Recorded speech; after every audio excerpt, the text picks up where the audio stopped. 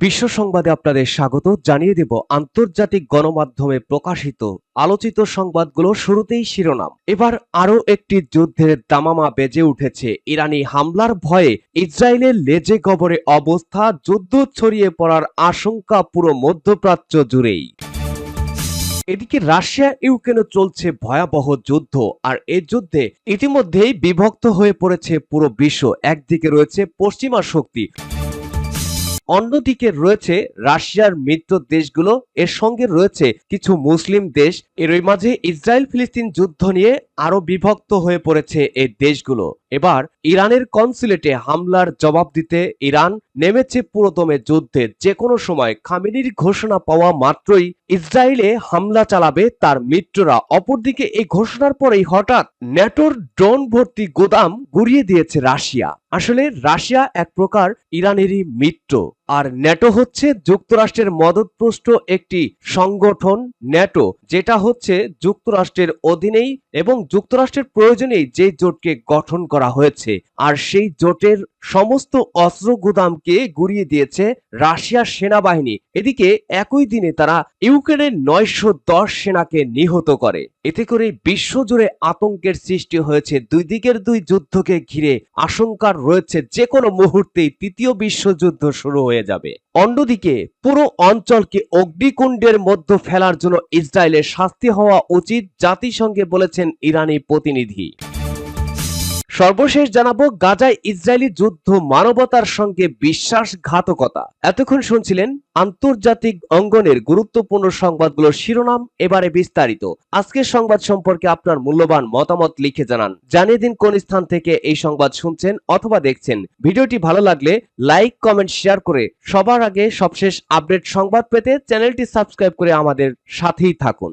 ইরানি হামলার ভয়ে লেজে গবরে অবস্থা ইসরায়েলের। হঠাৎ করেই মহাবিপদে মুসলিম নিধনের জন্য কুখ্যাত দেশ ইসরায়েল সিরিয়ার রাজধানী দামেস্কে ইরানি দূতাবাসে হামলা চালিয়ে বিপ্লবী গার্ডসের জেনারেল সহ উচ্চপদস্থ সেনা কর্মকর্তাদের হত্যা করার রীতিমতো দৌড়ের উপর আছে তেল আবিব। এতটা সঙ্গীন অবস্থায় কেউ কখনো ইসরায়েলকে দেখেনি। চারিদিক থেকে সরে পড়ছে নবপরীক্ষিত বন্ধুরা। চতুর্মুখী চাপে রাতে ঘুমাতে পারছেন না ইহুদি নেতারা। এক ইরানের প্রতিশোধ হুমকিতেই ত্রাহি মধুসূদন অবস্থা ইসরায়েলি প্রধানমন্ত্রী বেঞ্জামিন জারদ নেতানিয়াহুর। সব কুকর্মের সাথী আমেরিকাও খেপেছে তার ওপরে। শুধু আমেরিকাই নয়, কড়া অবস্থান নিচ্ছে ইউরোপিয়ান দোসররাও। নিচ্ছে তেল আবিবের জন্য অস্বস্তিকর সব সিদ্ধান্ত। শুধু বাইরেই নয়, নিজের দেশের ভিতরেও দারুণ চাপে আছেন মধ্যপ্রাচ্যের কসাই হিসেবে খ্যাত নেতানিয়াহু। হামাস নিধনের কথা বলে গাজা উপত্যকায় গেল 6 মাস ধরে শুধু হত্যা আর ধ্বংসযজ্ঞ চালানো ছাড়া আর কিছুই অর্জন করতে পারেনি তিনি। দেশটির লেলিয়ে দেওয়া হায়নাদের হাতে নিরীহ ফিলিস্তিনি হত্যা আর ধর্ষণ ছাড়া কোনো অর্জনই নেই ইহুদিবাদী রাষ্ট্রটির। হত্যার নেশায় দেশটির এতটাই উন্মাদ হয়ে ওঠে যে তারা গাজায় ত্রাণ বিতরণে নিয়োজিত থাকা বিদেশি কর্মীদেরকেও হত্যা করতে ছাড়ছে না। আর এখানেই বেঁধেছে যত বিপত্তি। গেল সপ্তাহে ইসরায়েলি বিমান হামলায় মারা যায় ওয়ার্ল্ড সেন্ট্রাল কিচেনের নামক এনজিওর 7 কর্মী। অস্ট্রেলিয়ান, ব্রিটিশ, ফিলিস্তিন, পোলিশ এবং মার্কিন কানাডিয়ার 7 জন এই কর্মী হামলায় নিহত হলে ক্ষুব্ধ হয়ে ওঠে সংশ্লিষ্ট দেশগুলো। জো বাইডেন, ঋষি সুনাক থেকে শুরু করে পোলিশ সরকারও ইসরায়েলকে কড়া ভাষায় কৈফিয়ত চেয়েছে। বলেছে ইসরায়েল নিয়ে নতুন নীতি নেবে তারা। ইতিমধ্যে যুক্তরাষ্ট্র বলেছে ইসরায়েল নিয়ে তার অবস্থান পাল্টাবে। আর ইসরায়েলের কাছে অস্ত্র বিক্রি না করার চাপে আছে যুক্তরাজ্য। এছাড়া বাকি দেশগুলো ইসরায়েলের কাছে ওই হামলার জবাব চেয়েছে। নেতানিয়াহু দুঃখ প্রকাশ করলেও বলেছেন যুদ্ধের সময় এটা হয়েই থাকে। এতে আরো খেপেছে দেশগুলো। দেশটির উপরে চাপ বাড়ছে তাদের যুদ্ধ নীতিতে পরিবর্তন আনা, কিন্তু আদৌ কি সেটা করবে ইসরায়েল? এদিকে ইরানকে নিয়ে মহা টেনশনে আছে ইসরায়েল। যে কোনো সময় হামলার হুমকিকে দেশটিতে রীতিমতো ঘাম ছুটে গেছে মানুষের। নেতানিয়াহু বুঝতে পারছেন না কি করে সামাল দেবেন পরিস্থিতি। সেনাবাহিনীর সব ছুটি বাতিল করা হয়েছে, বন্ধ করে দেওয়া হয়েছে জিপিএস সেবা। নাগরিকদের মাঝে বেলানো হচ্ছে তাঁবু। বুথ থেকে টাকা তুলতে পারছেন না লোকজনও। সুপার শপের তাকগুলো দ্রুত খালি হয়ে পড়েছে। এখানেই শেষ নয়। ইসরায়েলের বিভিন্ন গণমাধ্যমের রিপোর্ট করেছে যে ইরানের হামলার আশঙ্কায় ইসরায়েলের বিভিন্ন দূতাবাসকে সতর্ক অবস্থায় রাখা হয়েছে অথবা খালি করে ফেলা হয়েছে। আবার গাজায় বর্বর অভিযানের 6 মাস পূর্তির দিন দক্ষিণ গাজা থেকে প্রায় সব সেনা সরিয়ে নিয়েছে দেশটি। সেই সঙ্গে ইরান সমর্থিত হিজবুল্লাহ বয়ে এবার লেবানন সীমান্তে সেনা সমাবেশ ঘটাচ্ছে ইসরায়েল। এক কথায় নানাবিধ চাপে পড়ে বেকায়দায় আছে দেশটি। এমন অবস্থার মধ্যেই ইসরায়েলের সামরিক ব্যারাক ও ঘাঁটিতে হামলা চালিয়েছে ইরাকের প্রতিরোধ আন্দোলনের যোদ্ধারা।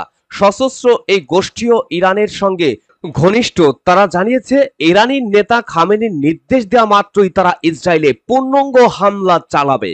3 দিক থেকে হামলা হলে ইসরায়েল কোন দিকে সামলাবে সেটাই বিলিয়ন ডলারের প্রশ্ন হয়ে দেখা দিয়েছে। পুরোদমে চলছে ইসরায়েল ফিলিস্তিন যুদ্ধ, অপরদিকে চলছে রাশিয়া ইউক্রেন যুদ্ধ। যুদ্ধ ছড়িয়ে পড়ার আশঙ্কা রয়েছে পুরো মধ্যপ্রাচ্য জুড়ে। ইতিমধ্যেই ইরানের সাথেও ইসরায়েলের নতুন যুদ্ধের দামামা বাজছে।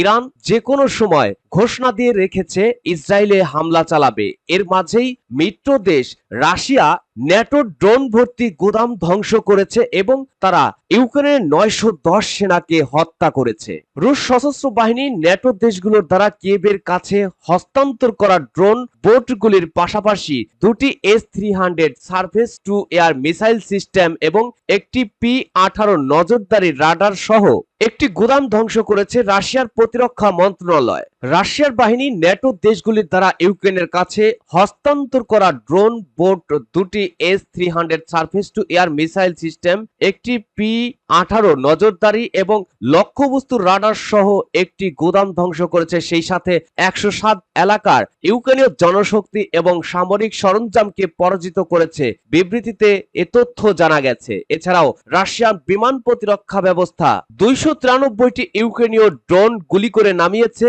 ডনেটস্কে 370 সেনাকে আহত করেছে এবং একটি ট্যাঙ্ক দক্ষিণ ডনেটস্কে 135 জন সেনা সদস্য সহ আরো একটি ট্যাঙ্ক বহরকে গুড়িয়ে দেয়। একটি 155 মিলিমিটার M777 হাউইটজার আবদবকায় এলাকায় 375 সেনা এবং 2টি পদাতিক যুদ্ধের যান, 3টি সাজোয়া যুদ্ধ যান, 11টি যানবাহন, একটি M777 হাউইটজার ও একটি গভজটিকা হাউইটজার এবং কুপিয়ানস্কে 30 জন সেনা, একটি ট্যাঙ্ক, 2টি সাজোয়া যুদ্ধ যান, একটি গাড়ি হারিয়েছে। প্রতিরক্ষা মন্ত্রণালয়ের বিবৃতিতে এসব তথ্য পাওয়া যায়। সব মিলিয়ে ইরানের সাথে ইসরায়েল তথা পশ্চিমাদের বিরোধপূর্ণ অবস্থার আশঙ্কার সময় ইরানের মিত্র রাশিয়া যেন হামলা বাড়িয়ে দিয়েছে। চতুর্মুখী হামলা করছে তারা, যেন এই মুহূর্তেই সমস্ত ন্যাটো সেনাদের লক্ষ্যবস্তু বানাচ্ছে এই রাশিয়া। অপরদিকে ইরান যে কোনো মুহূর্তে ইরানের সর্বোচ্চ নেতা ঘোষণা দিলেই ঝাঁপিয়ে পড়ার জন্য 3 দিক থেকে প্রস্তুতি নিচ্ছে সিরিয়া, লেবানন এবং ইরাকের প্রতিরোধ যোদ্ধারা। জাতিসংঘে ইরানি প্রতিনিধির মন্তব্য, পুরো অঞ্চলকে অগ্নিকুণ্ডের মধ্যে ফেলার জন্য ইসরায়েলের শাস্তি হওয়া উচিত। জাতিসংঘে নিযুক্ত ইসলামী প্রজাতন্ত্র ইরানের স্থায়ী প্রতিনিধি আমির সাইয়েদ ইরাভানি বলেছেন, পুরো মধ্যপ্রাচ্য অঞ্চলকে অগ্নিকুণ্ডের মধ্যে ফেলার জন্য দখলদার ইসরায়েলের শাস্তি হওয়া উচিত। ফিলিস্তিন ইস্যুতে গতকাল সোমবার জাতিসংঘের সাধারণ পরিষদের বৈঠকে দেয়া বক্তৃতায় তিনি একথা বলেন। ইরানি প্রতিনিধি বলেন, ইসরায়েল আন্তর্জাতিক অঙ্গনে যত অন্যায় অপরাধ করেছে তার প্রত্যেকটির জন্য শাস্তি পাওয়া দরকার। ফিলিস্তিনের অবরুদ্ধ গাজা উপত্যকায় ইহুদিবাদী ইসরায়েলের চলমান আগ্রাসন ও গণহত্যার তীব্র বিরোধিতা করে আমির সাইয়েদ ইরাভানি বলেন, দখলদারেরা আধুনিক যুগের সমস্ত নিয়ম কানুন ও কনভেনশন লঙ্ঘন করে এই আগ্রাসন চালাচ্ছে, যা নজিরবিহীন। এই সময় তিনি আন্তর্জাতিক মানবাধিকার কর্মী, জাতিসংঘ স্টাফ সাংবাদিক এবং গাজার নিরপরাধ নারী ও শিশুদের হত্যার জন্য ইসরায়েলকে চরম অপরাধী হিসেবে অভিহিত করেছেন। এর একদিন আগে জাতিসংঘে ফিলিস্তিন শরণার্থী ও ত্রাণ বিষয়ক প্রতিনিধি ফিলিপ লাজ্জারিনি বলেছেন, নারী, শিশু, নার্স এবং সাংবাদিক হত্যা ইহুদিবাদী ইসরায়েল নতুন রেকর্ড স্থাপন করেছে। গাজা আগ্রাসনে এই পর্যন্ত কমপক্ষে 33,200 ফিলিস্তিনকে হত্যা করেছে বর্বর ইসরায়েল সেনারা। এর মধ্যে 2/3 বেশি নারী ও শিশু।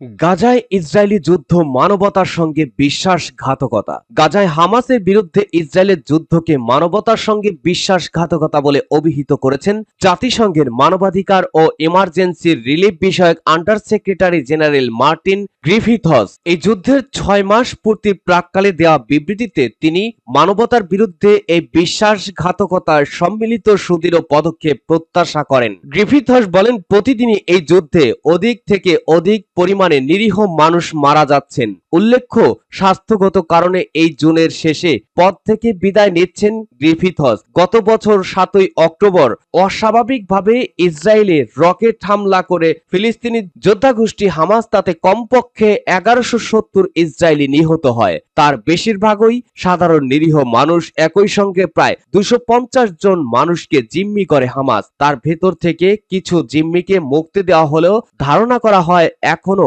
হামাসের হাতে জিম্মি আছে প্রায় 130 জন। সেনাবাহিনীর দাবি কমপক্ষে 30 জন জিম্মি দশায় মারা গেছেন। হামাসকে ধ্বংস করে দেওয়ার প্রত্যয়ে আকাশ, স্থল ও সমুদ্র পথে বেপরোয়াভাবে হামলা চালিয়ে যাচ্ছে ইসরায়েল। তাদের এই নিষ্ঠুর হামলায় এই পর্যন্ত নারী ও শিশু সহ কমপক্ষে 33,000-এর উপরে ফিলিস্তিন শহীদ হয়েছেন। গাজায় কোথাও নিরাপদ জায়গা নেই, এমন কোনো জায়গা নেই যেখানে গিয়ে মানুষ জীবন রক্ষা করবে, এমন আভাস দিয়ে গ্রিফিথস বলেন, গাজায় অবিবেচকের মতো আবারও উত্তেজনা বৃদ্ধি করলে তা পরিস্থিতিকে আরো জটিল করে তুলবে। এরই মধ্যে বোমা হামলার কারণে ত্রাণ তৎপরতা শুরু হওয়ার পরও সেগুলো ভঙ্গুর পর্যায়ে চলে গেছে। কোনো নিরাপত্তা নেই। তিনি বলেন, যেসব মানুষ নিহত হয়েছেন তাদের পরিবারবর্গের প্রতি আমার সহানুভূতি। সূত্র রয়টার্স।